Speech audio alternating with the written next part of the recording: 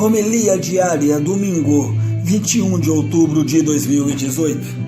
A paz de Jesus e o amor de Maria. Amado e amada, comecemos a nossa experiência em nome do Pai, do Filho e do Espírito Santo. Amém. Vinde, Espírito Santo, enchei os corações de vossos fiéis e acendei neles o fogo do vosso amor. Enviai o vosso Espírito e tudo será criado e renovareis a face da terra. Oremos, ó Deus, que instruístes os corações de vossos fiéis com a luz do Espírito Santo. Fazei que apreciemos retamente todas as coisas segundo o mesmo Espírito e gozemos de sua consolação por Cristo, Senhor nosso. Amém. Dirigimos-nos ao Espírito Santo, com as palavras do Veni Creator, um hino que a Igreja rezou durante vários séculos. Unamos-nos espiritualmente aos irmãos de todo o mundo com essas belas palavras. Venha, Espírito Santo Criador, visite os corações dos céus, encha de imenso amor estes peitos que você criou. Espírito Paráclito de Deus, Altíssimo Dom Celestial, fonte de vida, fogo, caridade e unção espiritual, venha com seus 7 dons. Dedo da mão do Pai, você, promessa do Pai, que enche a nossa boca de sabedoria, acenda sua luz em nossos sentidos, infunda amor em nossos corações e com a sua potência poderosa fortaleça a nossa fragilidade. Rechace o inimigo que nos domina e dê-lo a paz verdadeira, para que, com seu auxílio divino, evitemos todo o mal. Faça-nos conhecer o Pai eterno em Jesus Cristo, nosso Senhor, e que em você, Espírito Santo, possamos crer sempre. Seja a glória ao Pai e ao Filho, que ressuscitou dentre os mortos, e a você, Paráclito, pelos séculos dos séculos. Amém, amém, amém. A liturgia de hoje, que é o 29º domingo do tempo comum, lembra-nos mais uma vez que a lógica de Deus é diferente da lógica do mundo. Convida-nos a prescindir dos nossos projetos pessoais de poder e também de grandeza e a fazer da nossa vida um serviço aos irmãos. É no amor e na entrega de quem serve humildemente os irmãos que Deus oferece aos homens a vida eterna, a vida verdadeira. A primeira leitura apresenta-nos a figura de um servo de Deus, insignificante e desprezado pelos homens, mas através do qual se revela a vida e a salvação de Deus. Lembra-nos que uma vida vivida na simplicidade, na humildade, no sacrifício, na entrega e no dom de si mesmo não é, aos olhos de Deus, uma vida maldita, perdida, fracassada, mas é uma vida fecunda e plenamente realizada, que trará libertação e esperança ao mundo e aos homens. Na segunda leitura de hoje, o autor da carta aos Hebreus fala-nos de um Deus que ama o homem como um amor sem limites e que, por isso, ele está disposto a assumir a fragilidade dos homens e descer ao seu nível, a partilhar a sua condição. Ele não se esconde atrás do seu poder e da sua onipotência, mas ele aceita descer ao encontro dos homens para lhes oferecer o seu amor. No Evangelho, Jesus convida os seus discípulos a não se deixarem ser manipulados por sonhos pessoais de ambição, de grandeza, de poder e de domínio, mas a fazerem da sua vida um dom de amor, um dom de serviço.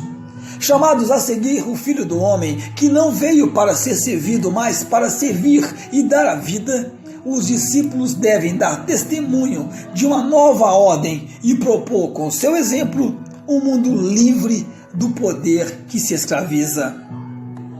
Na primeira leitura de hoje do livro de Isaías, a primeira parte do nosso texto apresenta-nos o servo do Senhor, Não se diz quem é ele, quais são os seus pais, qual é a sua terra.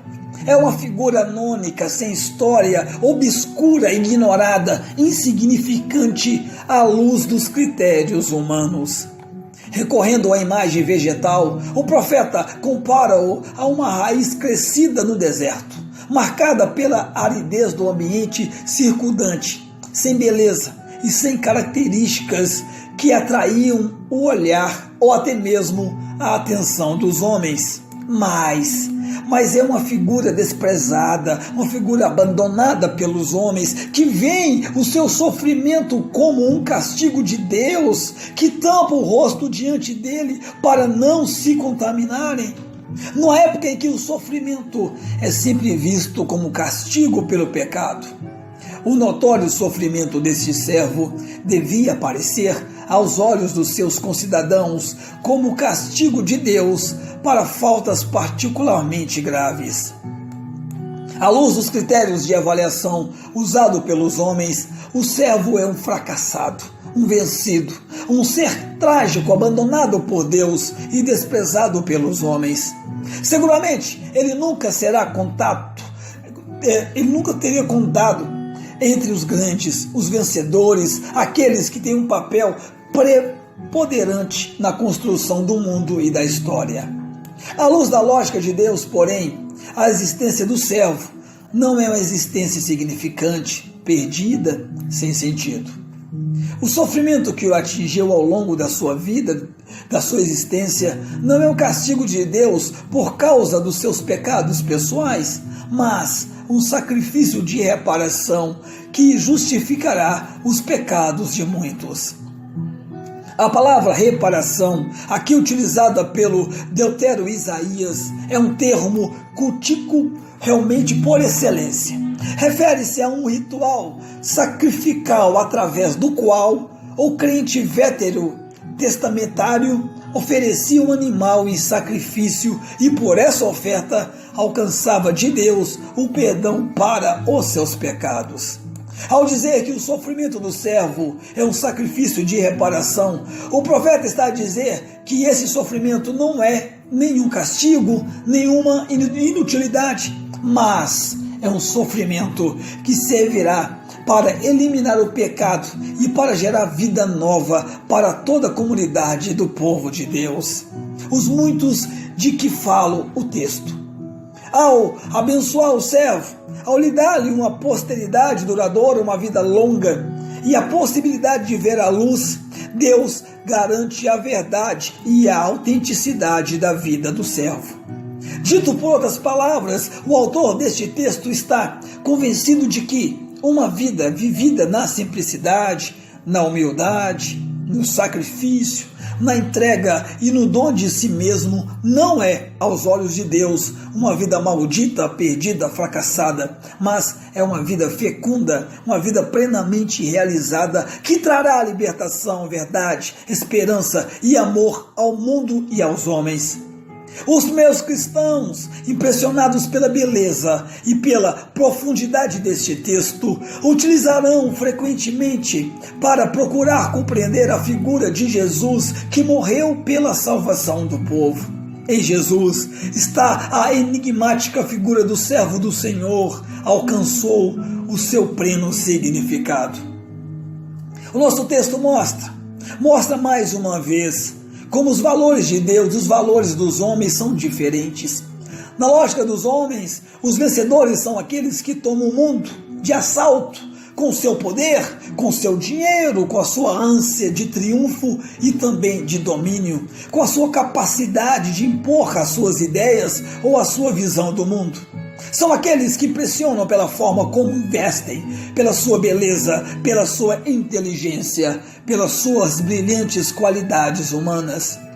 Na lógica de Deus, os vencedores são aqueles que, embora vivendo ali no esquecimento, vivendo na humildade, na simplicidade, sabem fazer da própria vida um dom de amor aos irmãos. São aqueles que, com as suas atitudes de serviço, de entrega, trazem ao mundo uma mais-valia de vida, de libertação e também de esperança.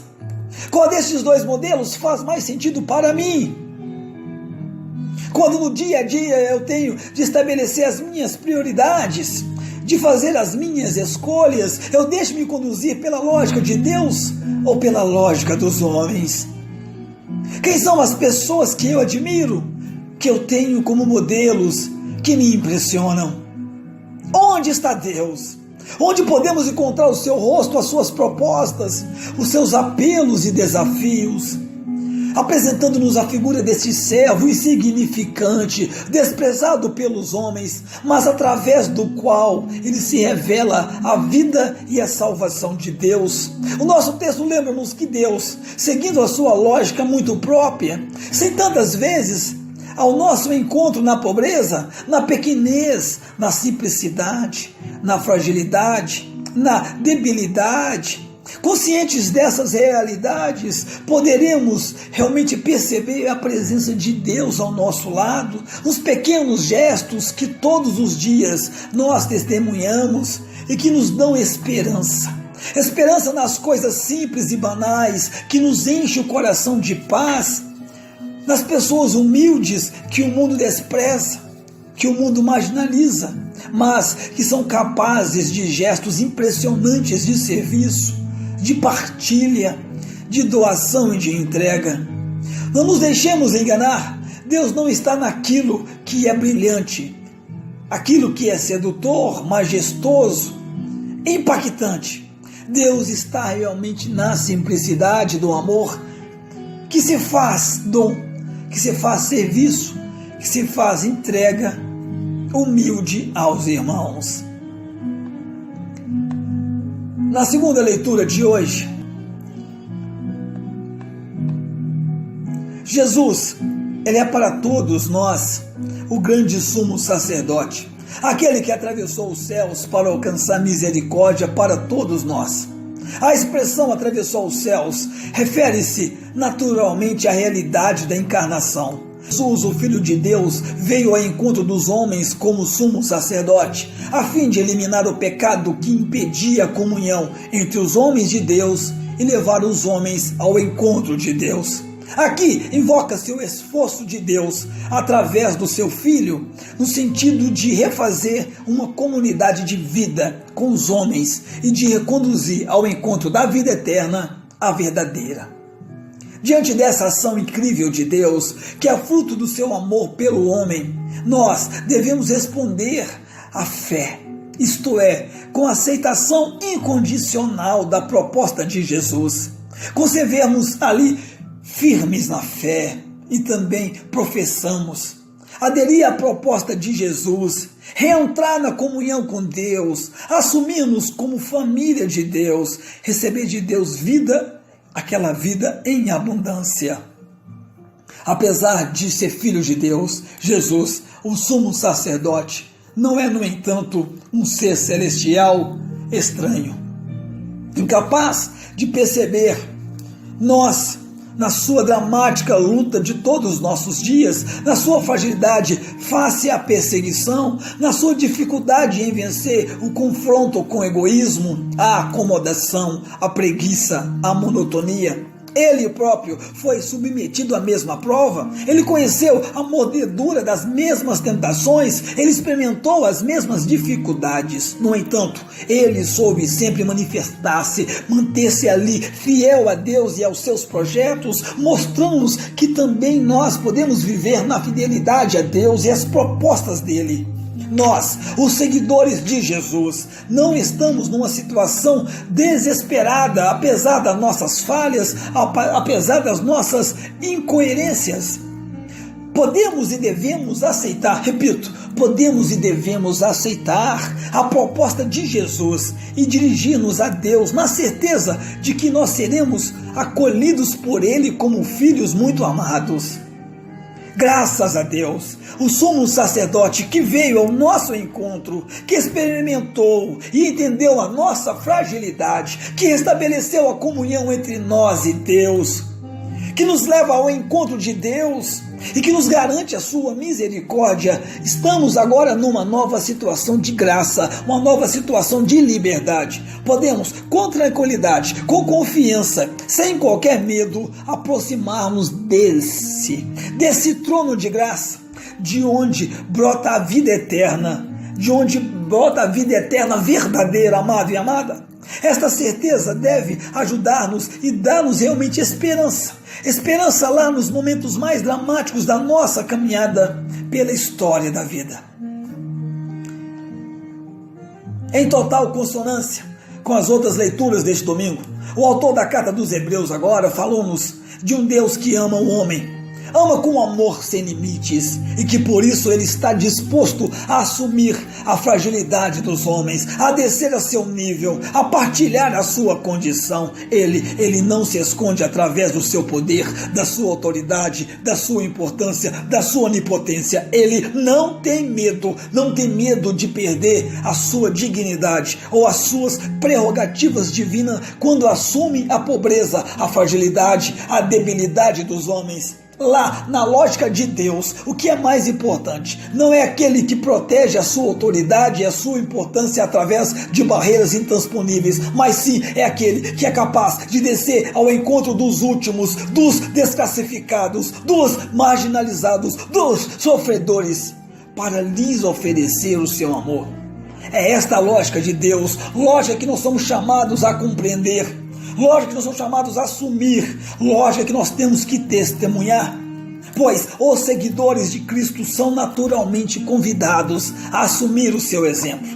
Assim como Cristo, por amor, ele vestiu a nossa fragilidade e veio ao nosso encontro, também nós devemos, despindo-nos do nosso egoísmo, da nossa acomodação, da nossa preguiça, da nossa indiferença, ir ao encontro dos nossos irmãozinhos, vestir as suas dores, as suas fragilidades, fazer-nos solidários com eles, partilhar os seus dramas, as suas lágrimas, os seus sofrimentos, alegrias e também as suas esperanças. Não podemos, do alto da nossa situação cômoda, limpa, arrumada, decidir que nós não temos nada a ver com o sofrimento do mundo ou com a carência que aflige a vida de um nosso irmão. Nós somos sempre responsáveis pelos irmãos que conosco partilham o caminho deste mundo, mesmo quando não nos conhecemos pessoalmente, ou mesmo que deles estejamos separados por fronteiras geográficas, históricas, étnicas ou outras. Ao assegurarmos que nada temos a temer, pois Deus ama-nos, que entrega-nos na sua família e oferece-nos vida, uma vida em abundância, o nosso texto convida a encarar a vida e os seus caminhos com serenidade e com confiança. Os cristãos são pessoas serenas e com coração em paz. Estas consciências que as suas fragilidades e debilidades não os afastam nunca, jamais, afasta de Deus e do seu amor. Já no Evangelho de hoje de São Marcos, na primeira parte do nosso texto, ele apresenta-nos a pretensão de Tiago, a pretensão de João, os filhos de Zebedeu, no sentido de se sentarem ali no reino que vai ser instaurado, um à direita, outro à esquerda de Jesus. A questão nem sequer é apresentada como um pedido respeitoso, mas parece mais uma reivindicação de quem se sente no direito inquestionável a um privilégio. Certamente Tiago e João imaginam um reino de Jesus veio propor de acordo lá com Daniel capítulo 7, versículo 13 a 14, e querem realmente assegurar nesse reino poderoso e glorioso, desde logo, lugares de honra ao lado de Jesus. O fato mostra como Tiago e como João, mesmo depois de toda a catequese que receberam durante o caminho para Jerusalém, ainda não entenderam nada da lógica do reino e ainda continuam a refletir e sentir de acordo com a lógica do mundo. Para eles, o que é importante é a realização dos seus sonhos pessoais de autoridade, de poder e de grandeza. Uma vez mais, Jesus vê-se obrigado a esclarecer as coisas. Em primeiro lugar, Jesus avisa aos discípulos de que, para se sentarem à mesa do reino, devem estar dispostos a beber o cálice que ele vai beber e a receber o batismo que ele vai receber. O cálice indica, no contexto bíblico, o destino de uma pessoa. Ora, beber o mesmo cálice de Jesus significa partilhar esse destino de entrega, esse destino e de dom da vida que Jesus vai cumprir. O receber o mesmo batismo evoca a participação, a imersão na paixão e na morte de Jesus. Conforme Romanos capítulo 6, versículo de 3 a 4, ou Colossenses capítulo 2, versículo 12. Para fazer parte da comunidade do reino, é preciso, portanto, que os discípulos estejam dispostos a percorrer com Jesus o caminho do sofrimento, da entrega, do dom da vida e até da morte. Apesar de Tiago e João manifestarem com toda a sinceridade a sua disponibilidade para percorrer o caminho do dom da vida, Jesus não lhes garante uma resposta positiva à sua pretensão.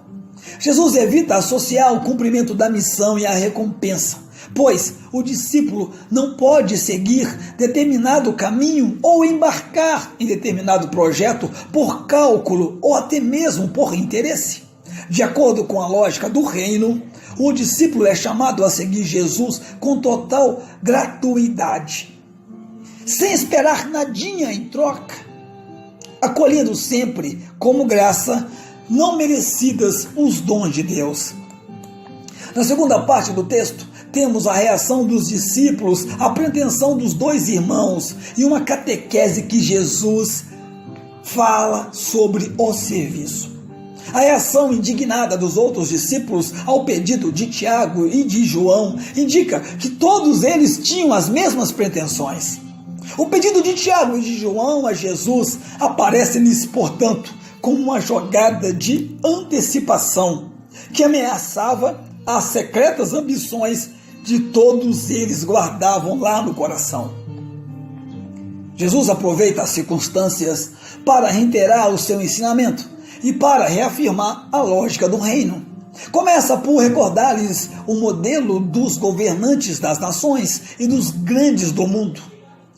Eles afirmam a sua autoridade absoluta, dominam os povos pela força e submetem-nos, exigem honras, privilégios e títulos, promovem-se à custa da comunidade, exercem o poder de uma forma arbitrária. Ora, este esquema não pode servir de modelo para a comunidade do reino. A comunidade do reino assenta sobre a lei do amor, sobre a lei do serviço. Os seus membros devem sentir-se servos dos irmãos, apostados em servir com humildade e também simplicidade, sem qualquer pretensão de mandar ou de dominar. Mesmo aqueles que são designados para presidir a comunidade, eles devem exercer a sua autoridade no verdadeiro espírito de serviço, sentindo-se servos de todos, excluindo do seu universo qualquer ambição de poder, qualquer ambição de domínio. Os membros da comunidade do reino darão testemunho de um mundo novo, regido por novos valores, e ensinarão os homens que, com eles, se cruzarem nos caminhos da vida, a serem verdadeiramente livres e felizes. Como o modelo dessa nova atitude, Jesus propõe-se a si próprio. Ele apresenta-se como o Filho do homem, o Filho que não veio para ser servido, mas para servir e dar vida em resgate por todos. De fato, toda a vida de Jesus pode ser entendida em chave de amor, em chave de serviço. Desde o primeiro instante da sua encarnação até o último momento da sua caminhada nessa terra, ele pôs-se a serviço do projeto do Pai. Ele fez a sua vida um dom de amor aos homens. Ele nunca se deixou seduzir por projetos pessoais de ambição, de poder, de domínio, mas apenas quis entregar toda a sua vida ao serviço dos homens, a fim de que os homens pudessem encontrar a vida plena, a vida verdadeira. O fruto da entrega de Jesus é o resgate da humanidade. A palavra aqui usada indica o preço pago para resgatar um escravo, para resgatar um prisioneiro. Isso mesmo, um escravo, um prisioneiro. Atendendo ao contexto, devemos pensar que ao resgate diz respeito à situação de escravidão, de opressão que a humanidade está submetida. ao dar a sua vida até a última gota do seu sangue, para propor um mundo livre de ambição, livre do egoísmo, do poder que escraviza. Jesus pagou o preço da minha, da sua, da nossa libertação. Com ele e por ele nasce, portanto, uma comunidade de servos que são testemunhas no mundo de uma ordem nova, a ordem do reino. No centro deste episódio está Jesus, o modelo que ele propõe com o exemplo da sua vida. A frase, o Filho do Homem não veio para ser servido, mas para servir e dar de vida em resgate por todos, resume admiravelmente a existência humana de Jesus. Desde o primeiro instante, ele recusou as tentações da ambição, do poder, da grandeza, dos aplausos das multidões. Desde o primeiro instante, ele fez na sua vida um serviço aos pobres, aos desclassificados, aos pecadores, aos marginalizados, aos últimos. O ponto culminante dessa vida de doação e de serviço foi lá, a morte na cruz. Expressão máxima, expressão total do seu amor a mim, a você, aos homens. É preciso que nós tenhamos a consciência de que este valor do serviço não é elemento acidental, não é um acessório, é um elemento essencial da nossa vida, a vida na proposta de Jesus. Ele veio ao mundo para servir, ele colocou o serviço simples, o serviço humilde no centro da vida, da minha, da sua e do seu projeto. Trata-se de algo que não podemos ser ignorados e que tem de estar no centro da experiência cristã. Nós, seguidores de Jesus, devemos estar plenamente conscientes dessa realidade. O episódio que nos é hoje proposto com o Evangelho mostra, contudo, a dificuldade que os discípulos têm realmente de entender, têm de acolher a proposta de Jesus. Para Tiago, para João e para os outros discípulos, o que parece contar é a satisfação dos próprios sonhos pessoais de grandeza, de ambição, de poder e de domínio. Não os preocupa fazer da vida um serviço simples, um serviço humilde a Deus e a seus irmãos. Preocupa-os ocupar os primeiros lugares, os lugares de honra. Jesus, de forma simples, de forma direta, avisa-os que a comunidade do reino não pode funcionar segundo os modelos do mundo. Aqui não há meio termo. Que não for capaz de renunciar agora os esquemas do egoísmo, os esquemas de ambição, de domínio para fazer a própria vida um serviço e um dom de amor, não pode ser discípulo desse Jesus que veio para servir e para dar a vida. Na comunidade cristã encontramos também, com muita frequência, a tentação de nos organizarmos de acordo com os princípios de poder, de autoridade, de predomínio, a boa maneira do mundo. Sabemos pela história que sempre que a igreja tentou esses caminhos, afastou-se da sua missão, deu um testemunho pouco credível e tornou-se um escândalo para tantos homens e mulheres bem-intencionados. Por outro lado, testemunhamos todos os dias nas nossas comunidades, na nossa vida, no nosso encontro, como realmente os comportamentos prepotentes criam divisões, rancores, invejas e afastamentos, que não restam dúvidas que a unidade, que não é amor e serviço, é incompatível com a dinâmica do reino. Nós, os seguidores de Jesus, não podemos de forma alguma pactuar com a lógica deste mundo. E uma igreja que se organiza e estrutura tendo em conta os esquemas do mundo não é a igreja de Jesus. A atitude do serviço que Jesus pede aos seus discípulos deve manifestar-se de forma especial no acolhimento dos pobres, dos débeis, dos humildes, dos marginalizados, dos sem direito, daqueles que não nos trazem reconhecimento público, daqueles que não podem ser retribuídos. Seremos capazes de acolher, seremos capazes de amar os que levam uma vida pouco exemplar, os marginalizados, os estrangeiros, os doentes incuráveis, os idosos, os difíceis, os que ninguém quer, os que ninguém ama. Reflita um pouco, amado e amada. Reflita um pouco. Porque só quem tem Cristo como amigo vive sempre feliz, vive sempre em paz. Jesus deixou-nos por herança a paz e a alegria. E essa alegria de Cristo, profunda e verdadeira, não é passageira. Retomemos agora para o bem, enquanto é tempo. Para isso, nós temos a Jesus, verdade, vida, caminho e paz, como companheiro de jornada. Quando somos agradecidos, vivemos mais alegres e em paz conosco e com nossos semelhantes. E meu amado, minha amada, nunca, jamais se esqueça, Deus ama muito, muito, muitíssimo você. O nosso poder está em nome do Senhor Jesus, que fez os céus e a terra. Estamos aqui unidos e permaneceremos unidos em nome do Deus que é Pai, que é Filho, que é Espírito Santo. Amém.